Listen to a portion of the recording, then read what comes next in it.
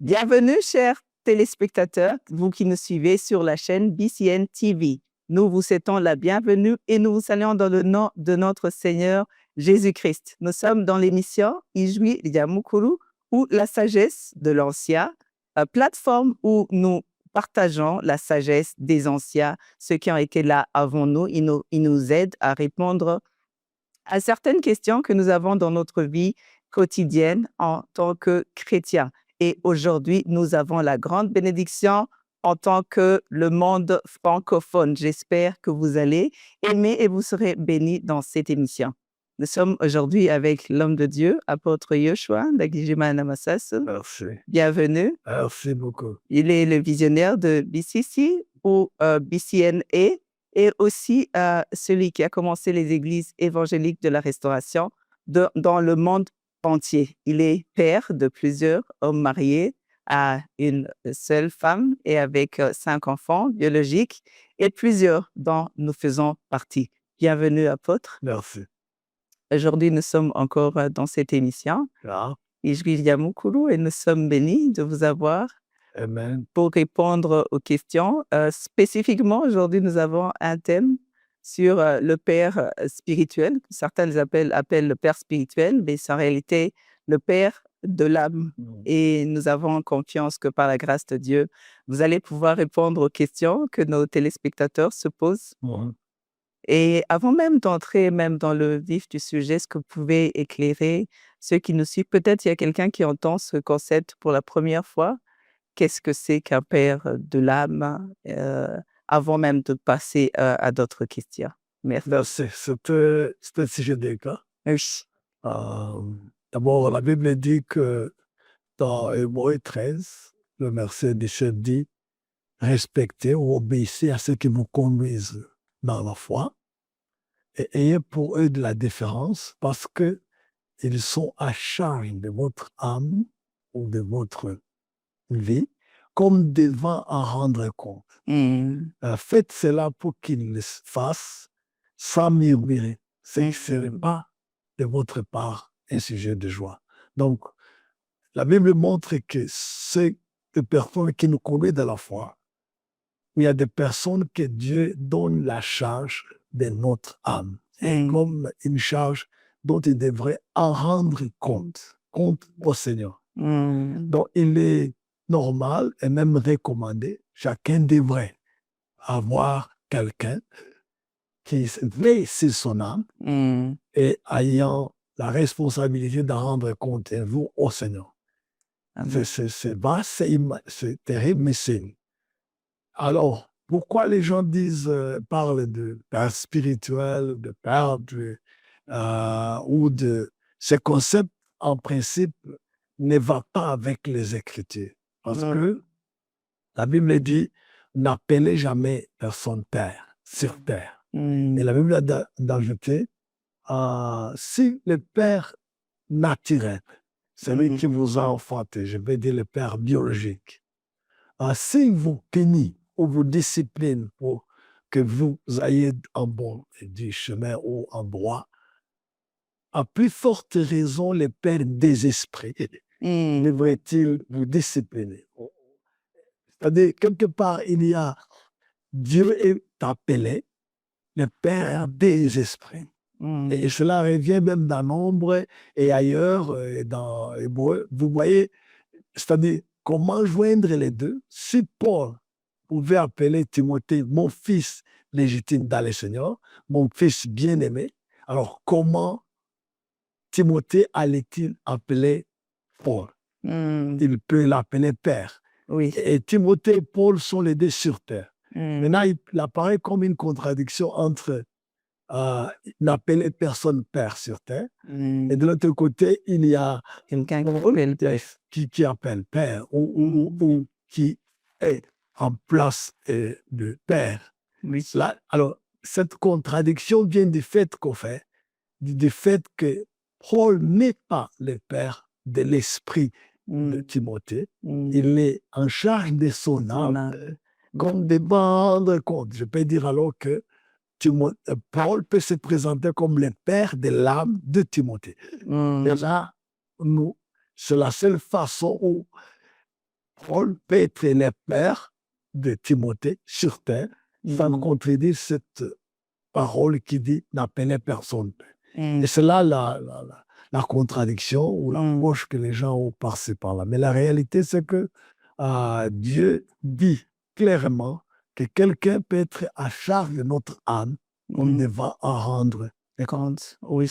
Effectivement, je pense que c'est là qu'est la confusion parce que, et je vous remercie aussi, je pense que ceux qui nous suivent, s'ils avaient aussi cette confusion, d'avoir cette nuance, de savoir qu'il y a le Père des esprits, donc le Père de ton esprit, le Père de mon esprit, le Père qui est dans les cieux. Il y a quelqu'un qui s'occupe de moi, de mon âme, de ma croissance en tant que chrétien ici-bas.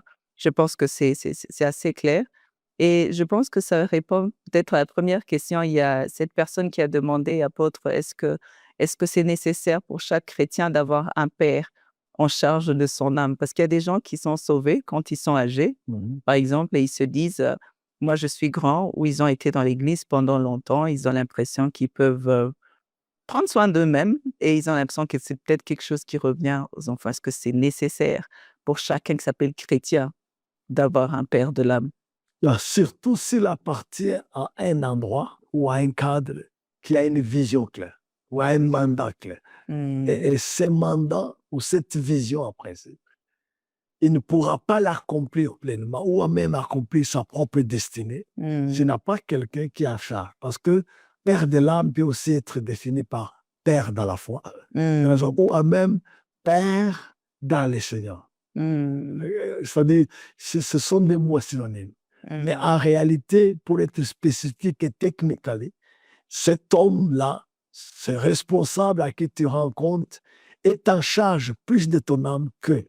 Donc, demander si c'est nécessaire, oui, c'est nécessaire, bien qu'il y ait des orphelins dans la vie, comme dans la vie courante, on ne cherche pas à être orphelin, on se retrouve orphelin avec le sentiment. Mais il serait bon et nécessaire pour une croissance harmonieuse d'avoir un père dans l'âme.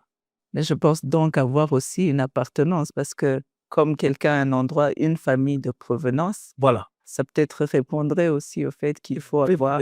Si tu n'es pas dans la rue, si tu appelles à une famille et cette famille a un mandat précis, j'allais dire une vision précise, et qu'il y a quelqu'un qui l'a reçu, pas fabriqué de programme, quelqu'un qui a vraiment reçu un mandat, et toi tu crois être sous ça, en principe, vous devez être en relation de père-fils. Merci beaucoup. Et ça nous amène à la deuxième question. Ils disent que si tu réalises que tu as fait un mauvais choix en ce qui concerne ce parent, parce que vous avez dit que quelqu'un a une appartenance et quelqu'un est sauvé, par exemple, il a été évangélisé, mais il a suivi le frère, par exemple, qui l'a évangélisé, il a reçu Christ. Il dit, viens dans mon église parce qu'il faut que tu aies une église d'appartenance. Et peut-être tu as suivi la personne, tu as suivi tes émotions parce que on t'a dit ces endroits-là, cet endroit-là, il y a des gens civilisés. Bonne musique. Oui, il y a la bonne musique, il y a des gens qui s'habillent bien. Et puis par la suite, tu te rends compte que tu as fait un mauvais choix. Parce que les gens commencent à comprendre, ils se disent bien, cette personne que je suis arrivée, mon ami l'appelait papa ou l'appelait mon père de son âme. Et il se dit, bon, moi aussi j'ai un père de l'âme. Et après, il se rend compte qu'en réalité, ça ne devrait pas être ça parce qu'il a compris. Il est sorti de l'ignorance. Qu'est-ce qu'il ferait? Il se demande qu'est-ce que je ferais si j'ai fait un mauvais choix, mais j'appartiens déjà à cet endroit. Je crois que seul notre salut est irréversible. Amen. Le reste, on peut considérer, on peut approcher cet homme de Dieu à qui tu as donné la place de père dans ta vie, tu l'as établi sur ta vie, et on peut approcher quand on découvre qu'il n'est pas à même, parce que le père doit donner, il doit jouer son rôle de père. Premièrement, il te donne une identité. Tu sais, même dans certaines cultures, on dit de qui est-il le fils? Quand tu te dis, je vais prendre je m'aurai la deuxième question, mais de qui est-il la fille? Donc, il te donne, le père te donne une identité. Alors, si la personne que tu es sous, il ne te définit pas, ne donne pas une identité, tu ne sais pas t'identifier à la personne, là, il y a question mark. Deuxièmement, le père prend soin. quelque part. Il prend soin, quand il est en charge, il prend soin de tes pensées, il est en charge de tes pensées, il doit t'aider sur ce que tu consommes dans ta bouche, ce que tu reçois dans tes pensées. Parce que la Bible dit que ce qui est louable, digne de nom, soit l'objet de vos pensées. Donc, il est à même de savoir exactement qu'est-ce que tu consommes dans tes pensées, qu'est-ce que tu lis, qu'est-ce que tu mémorises, quel genre d'informations tu consommes.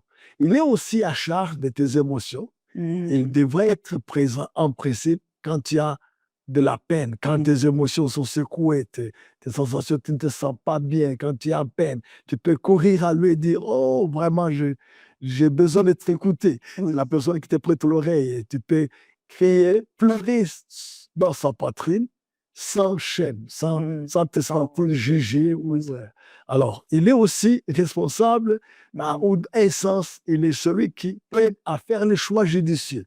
Il ne devrait pas, par exemple, prendre un engagement au mariage, qui est une alliance à vie, sans pouvoir, minimum, ton père ou celui qui achète ton âme, être informé de cela. Donc, c'est important qui te guide aussi. Donc, si l'âme est définie comme l'intelligence, les sentiments et la volonté, être chargé de l'âme signifie être chargé de l'intelligence, des sentiments et la volonté. Et c'est ces éléments essentiels dont il rendra compte. Maintenant, tu découvres qu'il n'est pas un bon témoignage. Tu ne sais pas t'identifier avec lui. Deuxièmement, il ne prend aucun soin de toi. Vous avez un rapport d'argent, de donner et de recevoir. C'est comme un business traditionnel, c'est juste symbolique, tout ça. Troisièmement, c'est lui qui aussi t'aide à entrer dans ta destinée. Et ça, c'est important. C'est lui qui te dit, tu sais quoi, même si tu t'es fait appeler prophète, mais en réalité, tu n'es pas un prophète. Tu es un enseignant de la Bible. Je t'ai observé, j'ai vu, ou alors tu es un bon pasteur. Ou alors tu as un appel apostolique en toi. Ou alors tu as un appel d'évangélisation. Alors, c'est lui en principe qui devait dire exactement ce que tu es, parce que ta destinée, ton appel, ta spécificité, il est à même de dire, listen, jeune homme ou jeune fille, tu te tamponnes beaucoup, prends garde, voici ce que tu es. Parce que ça vraiment, c'est un père désigné, établi par l'Éternel sur ta vie. Dieu est à même de dire exactement ce que tu es sans se tromper.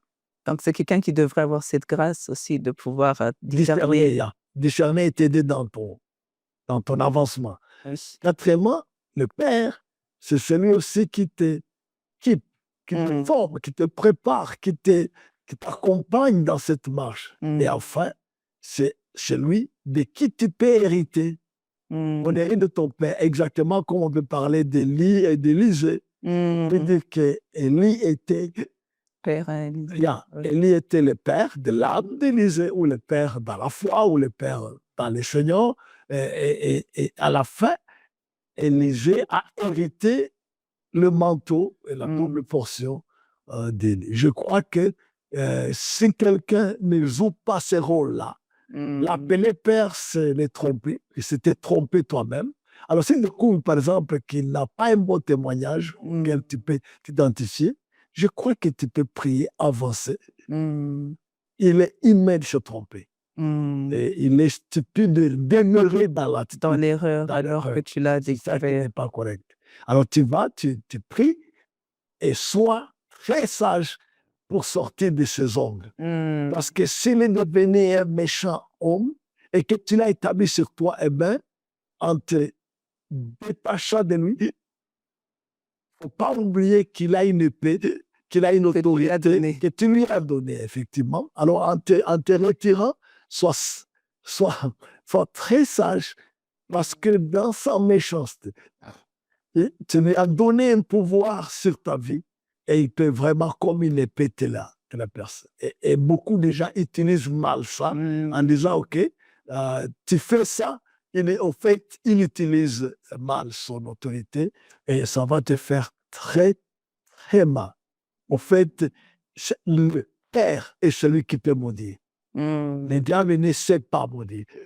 C'est Dieu et Père qui peut maudire.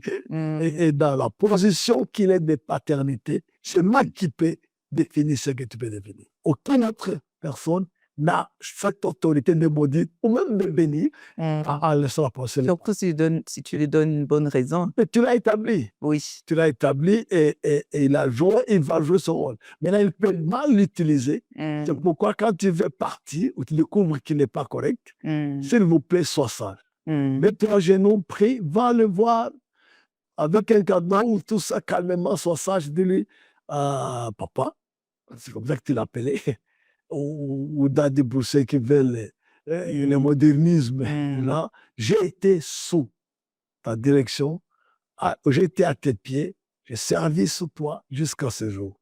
Mais je me sens Dieu me conduire ailleurs et je me sens plus confortable ici, sans beaucoup de détails ou de jugements. Est-ce que tu peux me libérer? Parce que je me sens appelé à servir ailleurs. Il peut refuser pendant un temps ou s'opposer. Prends ton temps, prie et prends ton temps. De toute manière, tu n'es pas en prison, il ne va pas te retenir infiniment. Il va arriver un point, il va considérer ta requête et tu partiras très bien et tu vas évoluer ailleurs sans être sous sa coupe. Bien sûr, tu devras prier d'abord, t'assurer que est-ce que c'est vrai que tu dois aller là? Oui. Et là, ne va pas en précipitation. Tu peux aller prier, te réunir. Tu n'es pas obligé d'appeler quelqu'un père comme ça, précipitamment, sans avoir pris ton temps en prier et considérer la direction du Saint-Esprit. Parce que c'est important, c'est un engagement très capital et crucial pour notre vie. Merci beaucoup. Je pense que c'est clair pour la personne qui avait cette question. Merci beaucoup, apôtre. Aujourd'hui, nous voyons des visions avec des femmes, ou des mères, si je peux dire. Ils ont reçu la vision et sont pasteurs d'une église, mais ce n'est pas un concept auquel on est habitué. Est-ce que vous pouvez nous parler de la mère de l'âme? Parce qu'on a ce concept de père de l'âme. Est-ce que quelqu'un peut avoir de même mère de l'âme ou a-t-il besoin des deux? Je crois que dans un sens, quand on dit père, on voit mère dedans. C'est comme quand on dit époux, on voit épouse dedans. Et dans la réalité spirituelle, en fait, les genres, les gènes n'ont pas sa place. Dans un sens. Par exemple, est-ce que Dieu est femme? Il y en a qui en font une philosophie, une doctrine ou une théologie. Ils ne vont pas se battre pour ça. Est-ce que Dieu est homme? Pourquoi est-ce qu'on attribue à Dieu l'article « il », non pas « elle » Eh bien, on ne peut pas se battre pour ça. Mais la réalité est que, de la même manière, la Bible dit dans Galates 3, 2, 28, il dit « Il n'y a ni homme, ni femme, ni esclave, ni dans une position spirituelle. » De toute façon, même si tu l'appelles mère ou père, ou mère, ou responsable, ou celui qui a charge de la vie. Ce n'est pas le titre qui est important, c'est sa fonction sur la vie qui est plus importante. OK. Merci beaucoup. Il y a quelqu'un qui a dit, si quelqu'un appelle un certain serviteur de Dieu son daddy ou son père de l'âme, alors qu'il n'en a jamais parlé avec lui, juste parce que tout le monde le fait, sans lui avoir demandé de prendre cette position, est-ce qu'il n'a pas aussi pris l'engagement de lui être fils ou fille et plus tard s'en va ailleurs? Est-ce que c'est nécessaire de prendre le temps de réparer, d'aller lui parler, alors qu'au départ, tu étais là, mais peut-être cet homme de Dieu, cette femme de Dieu ne t'a jamais connu, tu n'as jamais eu le temps de t'asseoir pour te mettre sous cette autorité? Est-ce que c'est nécessaire, quand tu vas quitter, de lui parler? D'abord, est-ce que c'est nécessaire que vous vous accordiez sans que tu aies parlé? Oui, c'est très nécessaire, et même très capital. Parce que la Bible dit, deux personnes ne marchent pas ensemble sans s'être mis d'accord. Je crois que c'est surtout pour une fonction ou une réalité si capitale. Les charges de l'âme, ou alors, comment dire, on parle de la accountability, ou alors de rendre compte Yes, quelqu'un à qui tu rends compte et qui rendra compte. de toi, Il oui. y a de toi. Donc, tu dois aussi avoir des comptes à lui rendre. Et il a aussi des responsabilités à accomplir, à assumer dans ta vie. Je crois que c'est important, à cause de tout ce que je viens de dire, c'est important qu'on s'asseye et que les yeux dans les gens disent, j'ai prié, j'ai cherché à faire Seigneur. Peux-tu être acharnement? Peux-tu conduire mon âme? Peux-tu être un père pour moi dans cette vision? Juste, je ne veux pas être un fidèle ou quelqu'un qui vient ou un mercenaire ici ou un passager, un serviteur ici, mais je veux une relation de père et fils, de père et fille dans cette maison, dans cette vision, là où Dieu, j'estime que Dieu m'a m'a orienté. planté ou m'a. Et c'est important qu'on se le dise, qu'on se l'exprime. Tu vas dire que ça écrit, est-ce que tu peux m'accepter comme fille intentionnellement? Et lui va dire, il devrait prier, parce que la Bible dit, l'Esprit nous fait crier Abba Père. C'est l'Esprit qui doit te dire ça, cette personne peut garder et conduire ton âme dans sa destinée. Et c'est important qu'on prie pour ça, qu'on ne soit pas émotionnel. Une fois qu'on est convaincu, qu'on sait vraiment que l'on sait que cette personne a été établie par Dieu sur mon âme pour me conduire dans ma destinée, alors on prend les pas de lui demander. Et la personne peut dire, je veux prier aussi pour m'assurer que je peux remplir mes responsabilités par rapport à la paternité sur ta vie. Et il ne faut pas qu'on prenne ça pour un succès ou pour quelque chose. Non, ce n'est pas une promotion. C'est une responsabilité. Et de l'autre côté aussi, c'est un très grand engagement. On devrait être très, très sage pour le faire. Alors, est-ce qu'il faut qu'on s'assure? Oui, il faut qu'on l'exprime. C'est pourquoi je ne crois pas à cette histoire. Tu vois quelqu'un qui est star à la télé, qui fait des choses ou qui fait la bien, et puis tu dis, ah, ça c'est mon père. Ou alors celui qui est passager. Non. Il faut qu'il y ait quand même une relation, un corps pour marcher ensemble. Maintenant, la vie, c'était supposer que tu sois parti quand il fallait lui dire. Bon, si tu ne lui as pas dit en t'engageant, tu ne lui diras pas aussi en partant. Donc, je crois que il est bon quand même, si tu as été quelque part pendant un temps et que tu as eu un minimum de responsabilité, tu n'étais pas visiteur, il est bon qu'ils disent au revoir. Mais à quel cas tu dis au revoir? C'est de la qualité où tu es allé. Si tu es allé comme un fidèle, tu vas dire au revoir comme un fidèle qui va être fidélisé, si on peut dire ça, ailleurs. Mais si tu as parlé aussi, tu lui as dit que tu es la fille de la maison, alors, comme on a dit à la question précédente, il est bon qu'on sache aussi comment se séparer, entre guillemets, aller sous d'autres pieds pour être élevé. Mais il y a aussi le fait que peut-être notre communication n'est pas toujours aussi explicite. Ça peut arriver que peut-être tu es arrivé, tu as été là dans cette église et puis la personne a aussi assumé que tu es son enfant. Comme au départ, tu as aussi assumé que tu es... Il y a eu le non-dit, mais qui a mis une certaine relation. Je pense que dans cette dynamique, cette personne se demande s'il voit bien qu'il y a une relation.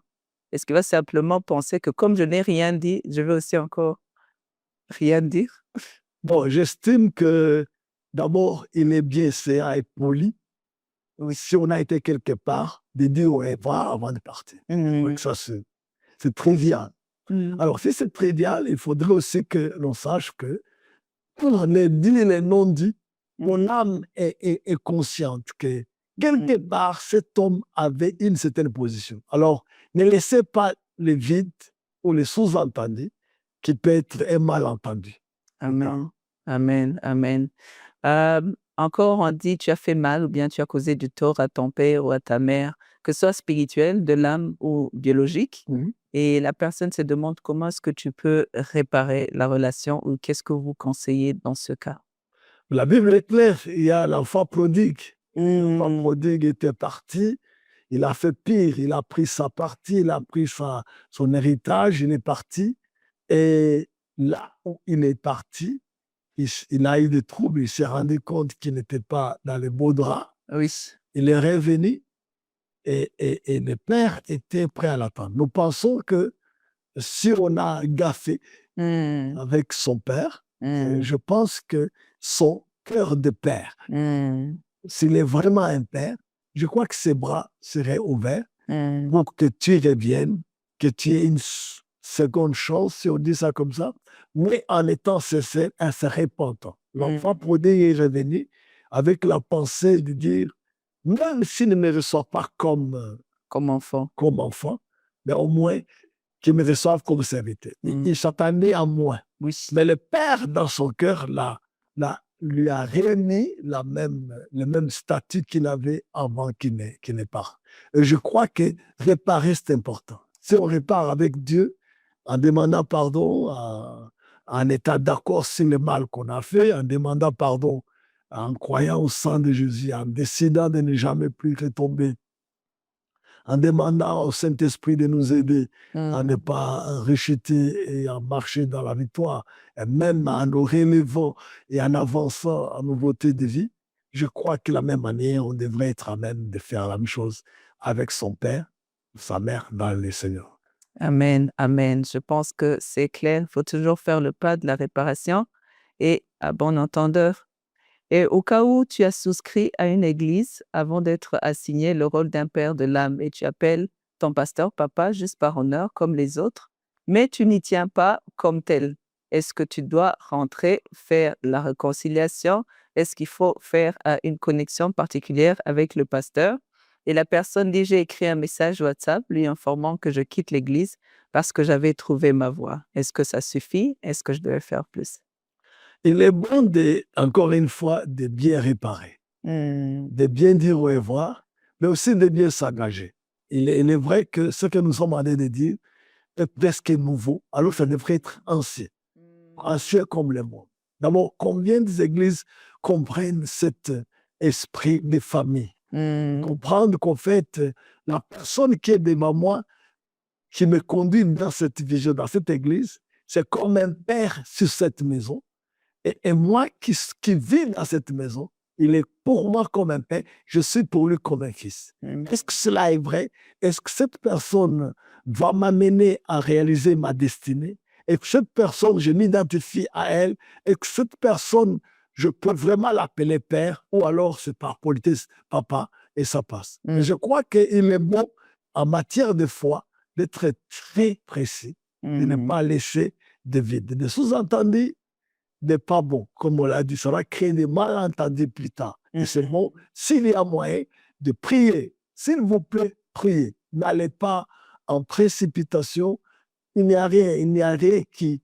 Tu peux prendre ton temps dans la prière et considération parce que il vaut mieux ne pas s'engager que de s'engager précipitamment et perdre quelques dons. Je crois que c'est plus prudent. Oui. Bien sûr, c'est un besoin, mais Dieu va te conduire calmement et sûrement si tu cherches de tout ton cœur la voie du Seigneur. Amen, amen. Et il y a une question assez personnelle. Il dit, bonsoir apôtre, est-ce que c'est possible que tu sois père de l'âme pour une personne que tu n'as jamais rencontrée? Qu'est-ce que ça demande pour être ton enfant? Il y a une vision et un mandat dont je suis responsable. Et si la personne vient dans un sens, dans un autre, et croit qu'il peut marcher dans cette vision et qu'il vit à des milliers de kilomètres, il faut qu'il l'exprime d'abord et que ces moyens il y a, qu'on puisse communiquer et un jour, pourquoi pas, se voir les yeux dans les yeux, en tout cas s'accorder, et c'est possible. Donc, il ne faut pas absolument qu'il soit dans mon église. Il peut être... Parce que la vision est globale. Par exemple, dans la DCC, c'est une plateforme où on a beaucoup d'églises, mais il y a quelque chose en commun. Je peux appeler une vision commune. Et si cela est ta priorité ou ton choix, je crois qu'il est possible que nous puissions parler de cette réalité et je crois que moi aussi, je suis en droit de dire non ou de dire oui ou de dire attends. C'est des options. Oui. Et devoir toujours approcher comme vous avez dit. Et merci beaucoup. Shalom, il y a une personne peut avoir un parent biologique qui est sauvé, qui fréquente une église, peut-être différente de celle que tu fréquentes. Et il se trouve que tu as un père de l'âme de ton église qui est ton père qui prend soin de ton âme là où tu pries. Et tu dois consulter cette personne, le père de ton âme, pour prendre une certaine décision, comme il est aussi en charge de ça. Mais ton père biologique aussi, ou ton parent biologique, je trouve qu'il a une opinion là-dessus. Et que ferais-tu si les deux sont en conflit? Ce que te conseille ton père biologique est différent de ce que te conseille ton père de l'âme, bien qu'il soit aussi sauvé. Qu'est-ce que tu vas faire dans ce cas? Je crois que, premièrement, si c'est le père biologique qui est aussi un aîné dans la foi et qui est mature dans le Seigneur, et que tu as un parent de l'âme ou un responsable spirituel qui est en charge de ton âme, déjà ça c'est bon. C'est bon parce que il y a des bases et des critères et des garde-fous qui ne sortent pas. Je ne pense pas que ton père de l'âme ou ton père biologique qui est chrétien va te donner un conseil du genre anti-biblique, du genre marie-toi à un divorcé ou divorce-toi, ou alors qu'il sait très bien que Dieu dit, par exemple, je hais le divorce. Je ne pense pas aussi que ce père biologique qui est aussi responsable et qui comprend pourra dire ce qui est contraire à ce que l'autre dit. Les deux, les deux sont sous le contrôle de ce que les Écritures disent. Au moins. Il peut arriver qu'ils ont un point de vue différent pour certains points que je peux appeler mineurs ou minor. En tout cas, j'estime que s'ils sont chrétiens, vraiment et responsables, ils ne peuvent pas fondamentalement être en opposition. Il peut y avoir différentes approches. Alors, dans ces cas, prie, prends ton temps et tu vas vers le père de l'âme, de l'âme, ou les responsables où tu rencontres jour pour jour ou de ton église, et c'est à lui que tu dis le problème que tu as. S'il est mature et sage, je crois qu'il ne va pas te mettre en conflit. Il va s'associer avec toi dans la prière et dans les conseils, t'accompagner jusqu'à ce que ces conflits apparents, j'appelle ça conflit apparent, soient réglés. Il ne va pas te dire, va t'opposer à ton père. Parce que celui-là qui est ton père biologique a aussi sa part. Donc, c'est un conflit entre la chair ou la nature et la parenté, j'allais dire psychologique, morale. Peut-être qu'ils peuvent diverger, mais en réalité, ils devraient se complémenter. Yes. Et si tu prends avec ton le temps, temps. le temps et la prière, Oui. ça va aller s'accorder. Ne te pose pas. Dieu est à l'œuvre. C'est un Dieu de paix, pas un Dieu de désordre. Amen. Amen. Merci beaucoup. Et c'est bien l'aîné qui dit, lorsque ton parent de l'âme a l'habitude de t'envoyer des messages ambigus ou difficiles à comprendre, alors que c'est ton parent, comment réagis-tu alors que tu as besoin qu'il t'éclaire sur certaines questions de la vie, mais son message n'est pas clair? Bon, cet aspect ambigu, il y a à boire et à manger. C'est quoi cette ambiguïté? Est-ce que c'est une ambiguïté morale? Par exemple, tu es une fille et t'envoies des messages du genre tu as des belles formes, du genre pas bien, indécentes. C'est différent d'ambiguïté du genre je crois que confusion d'un genre de compréhension. Je crois que le message ou la manière de communiquer du Père, de te dire, définir qui il est et s'il est vraiment un Père pour toi. Je crois qu'il faut commencer par là. Et puis, pourquoi tu ne poserais pas de questions? Exactement. Tu pourrais dire, bah, écoute, je n'ai pas compris exactement et clairement. Je crois qu'il n'y a pas de magie il y a moyen de poser les questions claires à des personnes et la personne en a un devoir d'être éclairée. Dans une relation, donc je me dis, tu devrais demander clairement, peut-être être clair et dire, je n'ai pas compris ce que vous avez dit. Simplement. Et s'il est effrayé, ça c'est dangereux, ça prouve qu'il n'est pas vraiment un père. Un père n'aime pas effrayer. Tu devrais le respecter, savoir lui être soumis ou un grand besoin, mais ne pas être effrayé, être terrassé, terrorisé. Ça, ce n'est pas une relation de père, fils au père-fille. Amen. Donc, bien-aimé, demande clairement, pose ta question si tu n'as pas bien compris, poliment, mais que ce soit clair. Merci beaucoup. Apôtre, dans le choix du futur conjoint, quel rôle le parent de l'âme joue-t-il pour aider l'enfant à faire ce choix? Un rôle très capital. Je pense que si le parent de l'âme ou le responsable de ton âme ou celui à qui tu rends compte et qui rendra compte aussi au Seigneur, je crois que c'est la personne capitale à consulter pour un choix d'une action spirituelle comme le mariage. Parce que j'estime que le mariage n'est pas juste un contrat, c'est une alliance.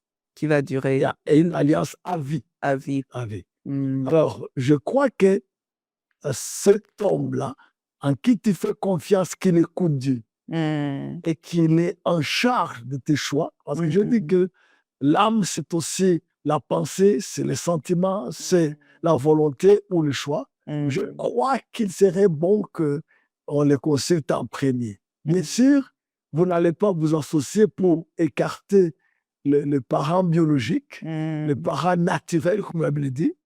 Vous devez, mais il peut t'aider dans la prière. D'abord, quand tu as un coup de foudre ou un nuage comme ça, agachou, quand tu as les petits agachou, ton cœur commence à battre. Là, un peu, tu lui dis, avant que tu n'ailles t'accorder ou alors donner ton point de vue ou alors t'exprimer à la personne, il est mieux qu'il le sache. Comme ça, il peut prier avec toi. Mais il est possible qu'il ait des informations du genre, attention, cette personne est engagée ailleurs, par exemple. Parce que lui, il a les informations qui viennent à lui. Il peut te dire, non, non, non, non. Elle est déjà engagée à quelqu'un. Ou alors, il y a, arrête un peu, il y a des préliminaires qui doivent être faits avant que tu t'engages. Je crois que c'est important qu'il conseille, il prie avec toi et t'aide à faire des pas dans les faire. Et il t'aide à fixer le calendrier des étapes dans lesquelles tu vas. Et aussi, il t'aide à, pourquoi pas, à convaincre, si nécessaire, tes parents naturels, tes parents biologiques, quand nécessité il y a. Ou dire, cet enfant fait des choix judicieux, je peux attester que ce n'est pas la chair et le sang. Je crois que cet enfant a étalé dans une procédure mais divine ou respectant l'homme de Dieu, vous pouvez lui faire confiance. Et je crois que c'est là le rôle que le père de l'âme peut jouer. Et je pense que c'est même un rôle assez critique parce que le choix du conjoint va amener en même temps les émotions, le choix et les pensées aussi. Je pense que la personne réfléchit, comme vous avez dit. Réfléchir sur qu'est-ce que cela signifie me marier, et à qui me marier, et comment qu'est-ce qui m'attend de l'autre côté. On a besoin d'informations, c'est l'intelligence. Et puis, est-ce que je l'aime vraiment ou je le désire? Est-ce que c'est juste une estime ou vraiment de l'amour? Est-ce que c'est une flamme ou vraiment de l'amour pour lui? Et de ne est-ce que je comprends l'engagement et la profondeur de cet engagement que je vais prendre? Donc, ces éléments-là, le Père, par la foi, le Père dans les Seigneur, Oui. les responsables de ton âme, Va c'est- t'aider à associer aussi avec ton appel. Est-ce que cette personne peut-être va t'aider dans ton appel aussi comme il le connaît? Oui, oui. Je pense que ça va peut-être aider dans la question suivante. Il y a cette personne qui se demande par quoi reconnais-tu la personne avec qui tu vas vivre? Donc, futur conjoint, conjointe. Est-ce que c'est par des rêves, c'est par des visions, c'est par des sentiments? Dis-nous ce qui te convainc que cette personne est celle que Dieu t'a destinée. Il y a tout ça dedans. Mmh. Quand Dieu te conduit vers le partenaire à vie, Mmh. il met en marche tout. Il met en marche rêve, vision, songe, conseil, écriture, prédication, prophétie, parole de connaissance, parole de sagesse, débat, échange, étude. Parce que Dieu ne nous condamnera jamais pour ce que nous n'avons pas compris. Il nous condamnera pour les choses qu'on a très bien compris. On a choisi de ne pas. Et alors, comme c'est un Dieu de lumière, et il veut que nous marchions dans la lumière, il va s'assurer qu'on a toutes les données nécessaires pour savoir qu'on ne s'est pas trompé. Là, ça demande que le cœur soit absolument honnête et absolument sincère. Et c'est là que ça manque. Les gens ne sont pas honnêtes. Tu appelles une fille 3, 4 heures, 5 heures par journée, 5, 6 fois.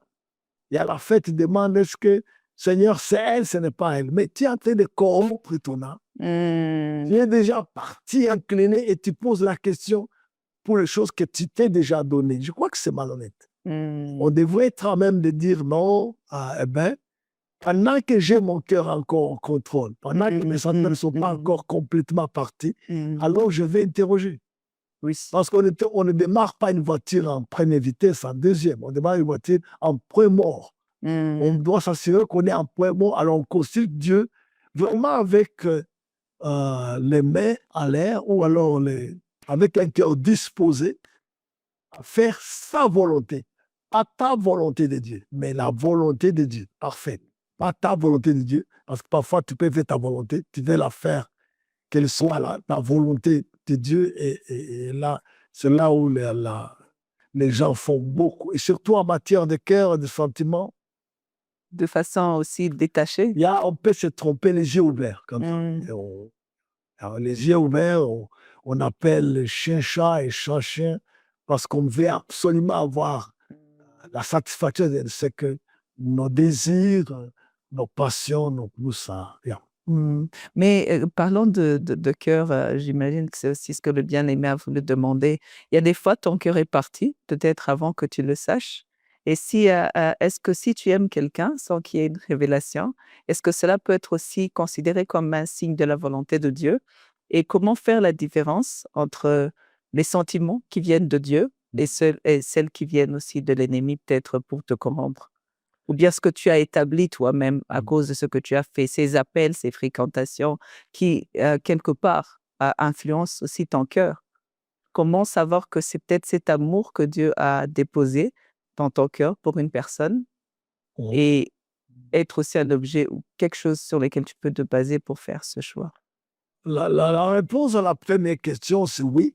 L'amour ou les sentiments affectifs ou les langues d'amour est un déchet, pas Le seul. pas le seul. Donc, à ces signes, il faut qu'il soit ajouté d'autres éléments pour bien décider. Alors, ces éléments sont la parole de Dieu, la destinée que nous allons accomplir ensemble. Et par exemple, si quelqu'un ne croit pas à l'Église, et toi, tu es une personne dans l'Église et tu te sens appelé, déjà le fait que lui ne croit pas à l'Église, au nom de ce qu'il y ait beaucoup de gaffes, je ne crois pas que ça c'est une époux pour toi. Mais il y a des éléments quand même. Il faut qu'on ait quelque part un entendement commun sur certaines choses de base. Et là, je crois que avec l'amour et les autres éléments, et, la parole, comme il dit, écouter Dieu, les circonstances, les convictions intérieures, la Bible, et tous ces éléments vont aller comme ça et t'aider à ne pas aller à gauche ou à droite, à définir.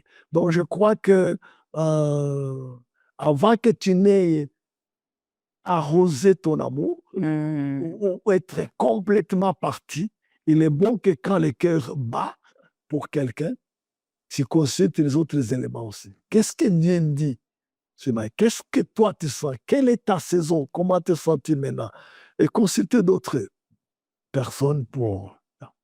Oui, et j'imagine ça va avec la question suivante. Il y a une expression que les gens entendent, on dit go ahead, ou encore le fait que ton parent de l'âme te donne sa bénédiction pour commencer ce voyage, donc approuve le fait que tu as des sentiments pour cette personne, donc tu peux avancer et les arroser, comme vous avez dit, pour fréquenter la personne en vue de l'épouser. Et il se demande, le père de l'âme, il se base sur quoi? Est-ce que il se base sur quoi pour te bénir ou pour te dire: «Oui, oui, maintenant tu peux y aller»? Je verrais, bon, même si ce n'était pas le sujet du jour, Oui, on était à Père de l'âme, oui, à Père dans le Seigneur. oui. On est en train d'aller aussi dans les Il y a chèrements pour le mariage et tout ça. Bon, on y va. parce qu'ils se disent que c'est le père, en fait, de l'âme qui t'aide dans ces décisions. La plupart des jeunes se posent ces questions. Il n'y a pas les seuls. Il y a aussi tes parents biologiques, il y a aussi tes parents. Donc, tes amis peuvent t'aider. Oui, Mais il est aussi un facteur important dans ta vie. oui, D'abord, je vais éclairer quelque chose. oui. Ce n'est pas le père de l'âme qui fait le choix pour toi. Jamais. Jamais. Donc, Très important. c'est pas à ma sens où de piquer une fille, dit, toi, va là-bas. Ou alors comme ça, non. Ça ne va pas. Parce que si demain ça cloche, le cœur serait, OK, on m'a forcé à t'épouser. On m'a fait avaler ta personne. C'est pas du tout. Il ne faut pas. En fait, notre rôle, ce n'est pas de connecter les gens ou de faire des passes. Notre rôle est différent de cela. Number two, le dernier mot n'est pas le nôtre. Le dernier mot est du Seigneur. C'est important qu'on sache que c'est du Seigneur et de la personne concernée. C'est important. Nous, qu'est-ce qu'on fait? On aide, on définit les frameworks, les contours. Oui. Number one, on est l'œil extérieur qui nous dit, voici ce que tu ne sais pas voir parce que tes sentiments peuvent se corrompre. Voici ce que tu peux confondre. Tu peux appeler ça, parce que l'amour aveugle quelque part. Alors le père va guider la personne pour dire la première chose, je veux que tu vois ta main, que tu la descends de la main du Seigneur. Ça, c'est toi qui as provoqué. Ça, c'est Dieu qui fait. Par exemple, naturellement, vous ne le savez jamais rencontré. Ça, c'est Dieu qui amène ce truc vers toi. Le preuve de circonstance fait que je peux dire qu'il n'y a pas ta main derrière. Ce n'est pas toi qui as été faire la cour, qui a arrosé, qui a visité, qui a accompagné, qui a fait peur le Seigneur. Non. Vous vous êtes rencontrés. Il faut qu'il y ait un surnaturel quand même. Où tu dis, ça, c'est le doigt de Dieu. Cette fille, c'est pas... Vraiment, le plus grand malheur dans les mariages, c'est de dire, est-ce que je ne suis pas offert cette fille par moi-même? Je n'ai pas tracé mon chemin. Je ne suis pas... C'est pas le résultat de mes démarches. Et là, c'est une main humaine, la tienne, qui a fabriqué tout. Et tu as intérêt à ce qu'il y ait peu de ta main et beaucoup de la main de Dieu. Et tu sais distinguer, ça c'est Dieu qui a fait, ça c'est moi qui ai fait. Et là, c'est là qu'il faut être honnête. Maintenant, le père, ou le conseiller, ou le père de l'âme va te dire, fils, cette communication intense est en train de créer des choses demain qui va conclure que c'est Dieu qui a dit. Et tu ne peux pas mettre un peu mot à la communication et vraiment prier pour que Dieu te parle. Parce que dans l'état où tu es, même si Dieu dit non, tu diras oui. Tu es en train de corrompre tes sentiments. Tu es incliné, tu poses la question, tu es comme ça, et tu dis, est-ce que vraiment, tu es comme ça, dis, est-ce que vraiment Dieu, non. Je crois qu'il serait bon qu'on soit, comme je dis, honnête. Maintenant, le Père de l'âme va aider en disant, dans ces voyages, je peux attester comme un témoin extérieur que ce jeune homme a vraiment consulté Dieu. Ce jeune homme n'a pas manipulé les événements et les circonstances. Ce jeune homme ne s'est pas engagé naturellement à informer Dieu. N'a pas fait son choix et informer Dieu ou informer les autres. Donc, je crois que c'est là son rôle. Et le bon, c'est pour dire, après qu'on ait marché ensemble, après qu'on s'est consulté, après qu'on ait prié, après qu'on ait échangé. D'ailleurs, parfois, dans les deux cas, j'ai marché avec la fille, j'ai marché avec le jeune homme, et je crois que je peux dire, sans me tromper, que c'est Dieu. Parce que ça, naturellement, ce que j'ai devant moi, ce n'est pas une composition humaine. C'est du genre, Amen. Dieu te donne une image, une directive, un élément. Tu pensais épouser une blanche, tu as une noire. Naturellement, tu pensais épouser une grande, mais Dieu te fait aimer une. Tu étais du genre ça, non, et tu te retrouves en train d'apprécier ce que hier. Tu vois que Dieu a vraiment tourné tes choix, tes critères. Naturellement, tu aimais une certaine catégorie de femmes ou des hommes. Et puis, tu sens que ton cœur, contre toute nature, tu dis ça, ça prend Dieu seulement pour que ceci arrive. Il y a des choses dont Dieu seul est l'auteur. Et tu sais distinguer quand Dieu seul est l'auteur et quand tu es toi l'auteur.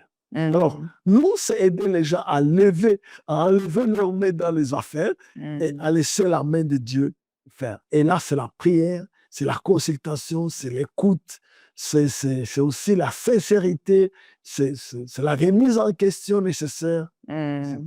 Donc, si je comprends bien aussi la partie famille, en fait, il y a la famille biologique, mais aussi comme c'est une relation qui engage aussi et l'âme. Donc, il y a l'aspect de la famille, de l'âme. Merci beaucoup, apôtre. Alors, go ahead, c'est quoi? Comme on dit couramment, c'est pour dire, maintenant, vraiment, toi, ayant consulté Dieu, prier. Toi, ayant consulté, et moi, ayant consulté, et ayant été le troisième œil, la personne qui a regardé, observé, je crois que tous, nous dépendant de celui qui est en haut, nous pensons qu'on peut faire le pas. Voilà. Je vais un peu répondre. Allez-y, mes enfants, nous sommes ensemble. Ça, c'est, nous nous accordons et nous avançons. Voilà. Amen, amen. Je pense que c'est assez clair. Nous avançons vers la fin. Et il y a cette question encore, est-ce que désobéir à un parent équivaut à désobéir à Dieu? Comme on entend souvent dire que si on n'obéit pas à son parent de l'âme, on rencontrera des problèmes. Qu'est-ce que vous pouvez dire là-dessus?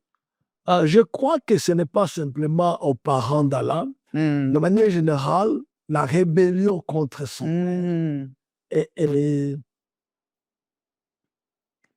punissable. La rébellion, le refus, la désobéissance par rapport à une autorité, qu'elle soit spirituelle, morale, physique, whatever, est susceptible d'être puni ou sanctionné. Et là, c'est important de le savoir, quoi, et de se comporter conséquemment. Le père de l'âme comme le père biologique, comme tout ça, il n'est pas bon qu'on se retrouve en train de conflit ou d'avoir des problèmes de respect. Parce que là, ce n'est pas sa personne qui agit, eh bien, c'est sa personnalité que tu as offensée et tu es susceptible de pécher. Si vous pouvez encore éclairer plus sur la personnalité aussi par rapport à comment est-ce que ça mène Dieu dans l'équation? Là, par exemple, Noé était charnellement, naturellement le père de Cham. Alors, sa personne, naturellement, a péché. Il a été cultivé ou récolté aussi le vin, il en a pris et puis il s'est saoulé et il a dormi nu dans la tente. Puis bon, son fils cadet est venu dans la tente. Qui a péché, qui a manqué, qui a gaffé, je crois que c'est Noé. Mais Noé en tant que personne. Mais Noé, dans sa paternité ou dans son siège de père, Cham n'avait pas les droits de lever les doigts contre son père. En disant, waouh, il est allé dire à ses frères, waouh, j'ai vu mon père, waouh, c'est vieux Tom. Mais alors, les autres qui n'étaient pas profanes, qui avaient compris que même dans sa faiblesse, cet homme-là, dans sa personne, a été faible. Mais sa personnalité, son siège, son rôle, sa position, qui est différente de sa personne, n'a pas péché. On ne pêche pas.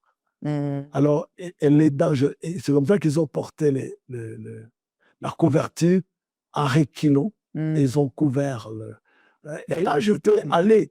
David avait trouvé plusieurs fois l'occasion d'achever Saoul. Plusieurs fois.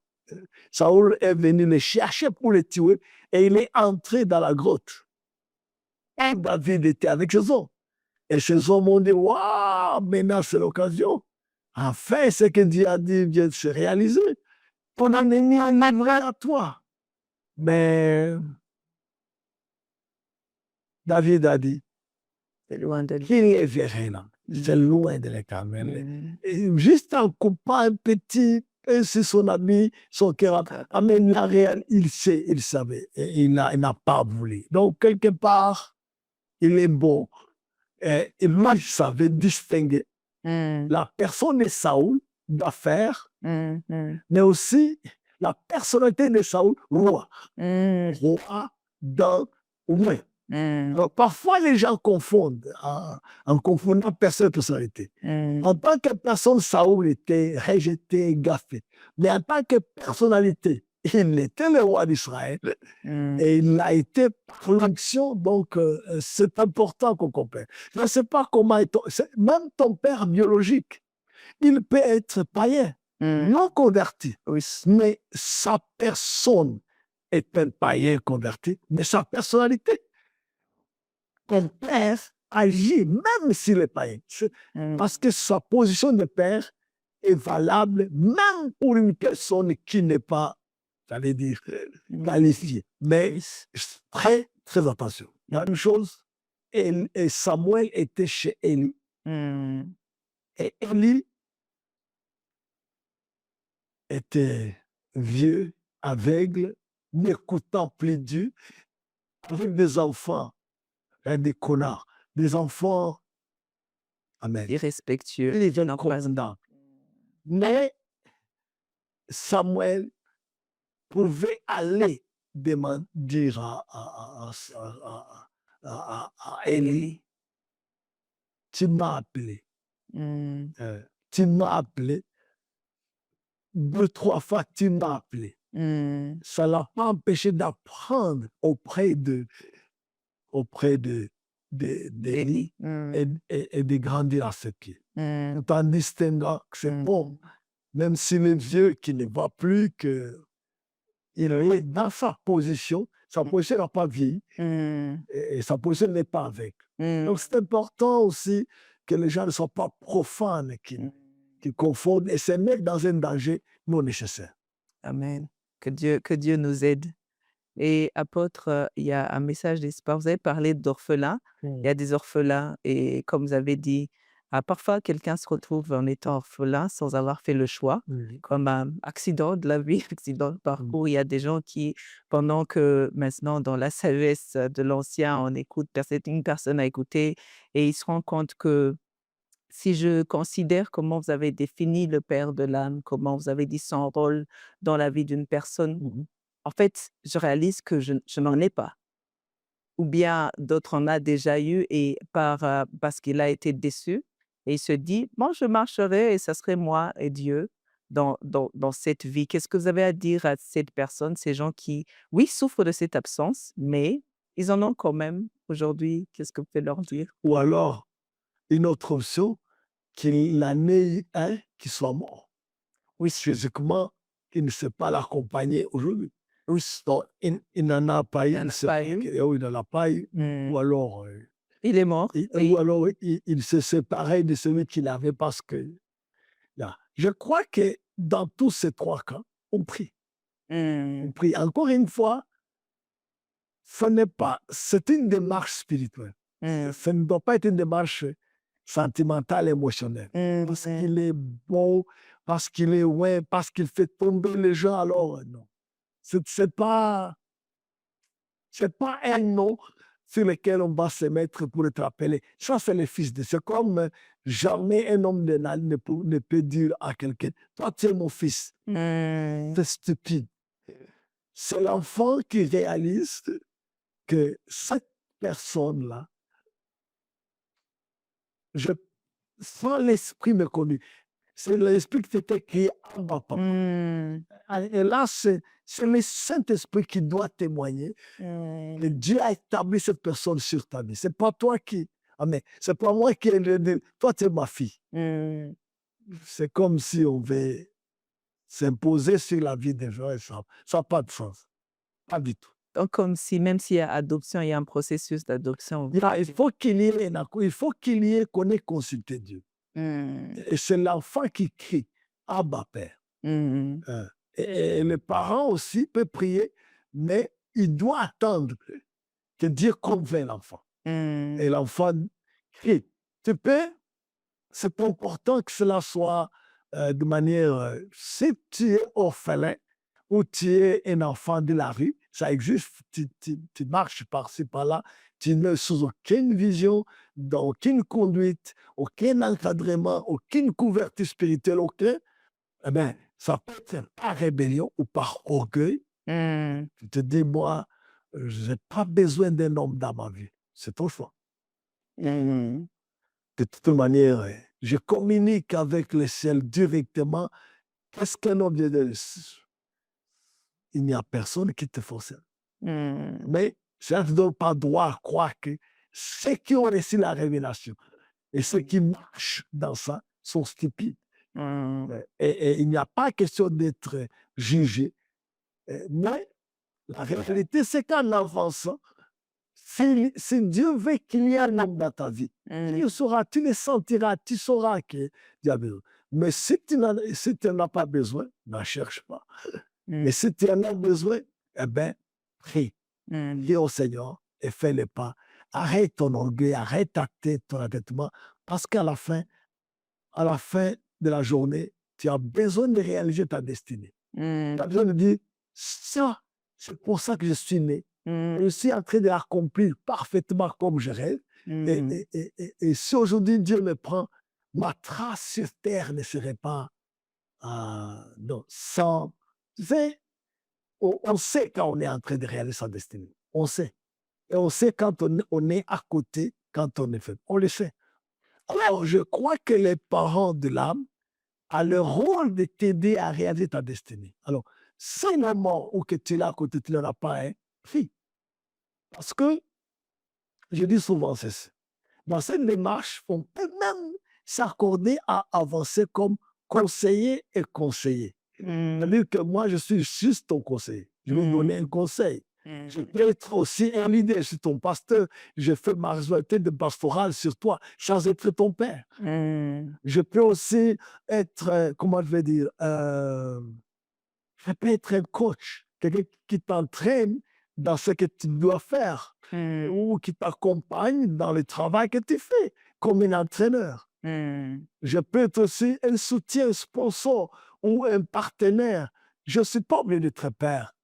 Alors, en avançant, tu vas sentir ce besoin-là, que celui-ci doit être dans une position, j'allais dire suprême, dans une position de paternité sur ma vie. Amen. Et là, puisqu'on a toutes ces étapes-là, je peux te conseiller, je peux t'accompagner, je peux te diriger, je peux t'entraîner, je peux. Ces éléments qui sont dans les préliminaires, vous allez arriver à un point où vous dites, après qu'on ait marché ensemble, je pense que Dieu t'a établi sur ma vie comme un père. Et celui qui a charge de mon âme, il va en rendre compte. C'est biblique. Amen. Et alors, puis il dira, je pense pas, ou alors, je pense que c'est OK. Prions et avançons ensemble.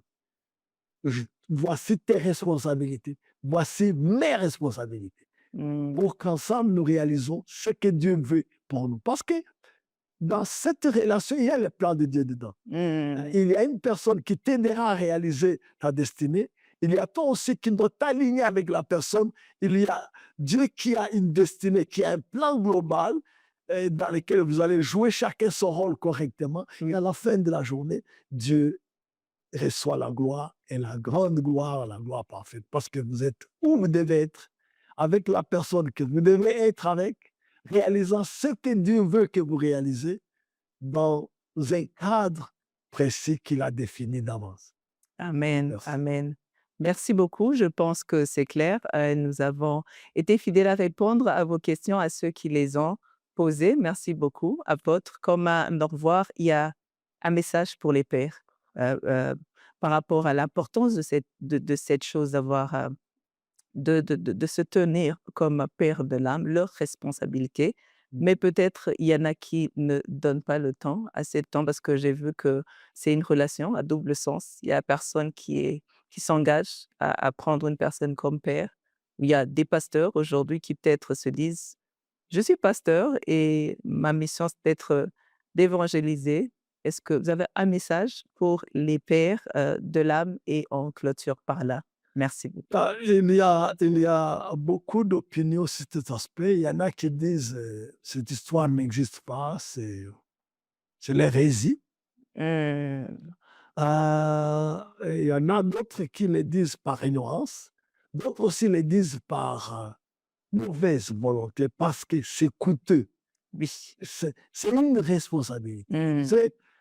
C'est coûteux. Alors, je préfère être un ministre au podium, Mmh. délivrant un message, un exécutif, un CEO, un Mmh. chief executive officer, être dans mon bureau, préparer mon message, lâcher ça dimanche, à qui mieux, ou à qui va mieux, ou à qui Je veux bien l'entendre et on sait pas. va. Mais quand tu apparais en père, ça signifiera ton temps sera consommé, ta, ta, ta privacité, ta vie Ta vie privée privée, sera, affectée. j'allais dire, violée, Oui. dans un sens. Ouais. Et les gens vont te pénétrer dans ta vie privée Mmh. et tu devras parfois passer des nuits sans sommeil, portant un enfant, et ça coûte un enfant dans l'âme. Mmh. Prendre l'oreille, passer du temps, c'est dur quand même. Mmh. Et alors, parce que les gens veulent garder leur vie privée, ils préfèrent ne pas s'engager dans des relations comme ça. Ils ont une église bien, comme à la télé. Mmh. Comme à la télé, je parle, et puis bon, personne ne réagit, et tout ça. Mais cette histoire de père-fils, de père-fille, ça va te coûter entrer dans la vie des gens. Ils vont entrer dans ta vie. Et là, la démarche est là. Il y aura des frictions. Et tu dois corriger. Parfois, les gens n'aiment pas être corrigés. Mmh. Et mais à la fin, c'est le meilleur. C'est l'idéal d'une église famille. C'est-à-dire, dans une église famille où le responsable est vraiment un père, pas un dirigeant, pas un chef, Mmh. est vraiment un père. Eh bien, à la fin de la journée, ceux pour qui il est père vont devenir des enfants Mm. réels, vrais, et ces enfants vont te porter. Et Mm. le cadre sera sur le paradis sur terre. Amen. One, ton avancement, ta prospérité, ta paix, ta joie sera l'objet de leur préoccupation. Amen. Je parle des enfants. Mm. Mais si en même temps, l'avancement des enfants, l'épanouissement des enfants sera l'objet de ta préoccupation. Donc, Super. dans ce cadre, il y a plein de chances qu'il y ait machette, Mm. qu'il y ait division, écartement. Ces coupures-là, c'est simplement parce que l'Église n'est pas dans Mm. l'esprit de famille. C'est là que, bien sûr, quand nous sommes actionnaires, quand tes intérêts augmentent, mes intérêts sont en danger. Mm. Et alors, c'est comme ça que la relation est plus business qu'une relation de famille. Et Dieu voit l'Église comme une famille. Il ne voit pas l'Église comme une association à intérêt temporaire. Voilà. Amen, amen. Merci beaucoup. Nous sommes Vas-y. à la fin de notre conversation d'aujourd'hui et nous voudrons vraiment vous remercier comme BCN TV de prendre aussi le temps de venir parce que c'est aussi c'est un prix à payer, c'est le rôle d'un père, de prendre le temps aussi d'éduquer, de répondre à nos questions, de répondre aux questions de ceux qui nous suivent afin qu'ils soient éduqués, qu'ils ne soient pas de ce peuple qui périt par manque de connaissances. Que le Seigneur vous bénisse et qu'il continue à vous grandir, à vous remplir de cette joie d'être un père Amen. en action et dans le cœur aussi. Nous vous remercions aussi à vous qui nous suiviez et que le Seigneur vous bénisse. C'était la sagesse de l'ancien et nous nous retrouvons bientôt. Que le Seigneur vous bénisse.